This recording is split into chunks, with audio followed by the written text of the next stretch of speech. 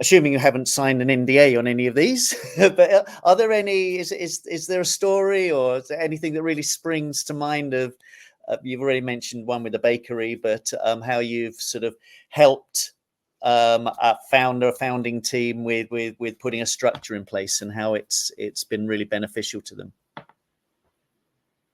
Well, there are endless stories over the years. Probably my favorite one is, companies, reach out to us on web chat, and our support team might then escalate that internally in a Slack discussion where they need more legal help or something.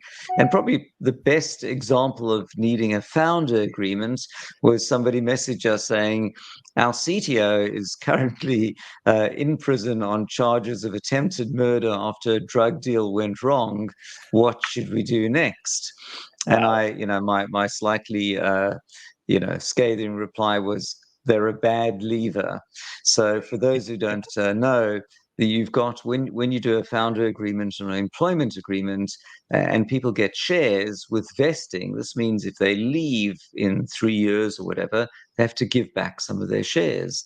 And they are usually fall into a good leaver or a bad leaver. A good leaver is somebody who might die or become ill, or leave voluntarily or something. And a bad leaver is somebody who's fired for gross negligence or has a criminal conviction and so on. And so in this case, the problem was the CTO was probably not welcome back, may not even have been coming back anytime soon. And if the company had 30% of the shares with a founder who was now in prison, this was not going to be helpful for the company in future. And fortunately, they had a founder agreement, and the person was, going to be, after they were convicted at least, certainly a bad leaver under the definition.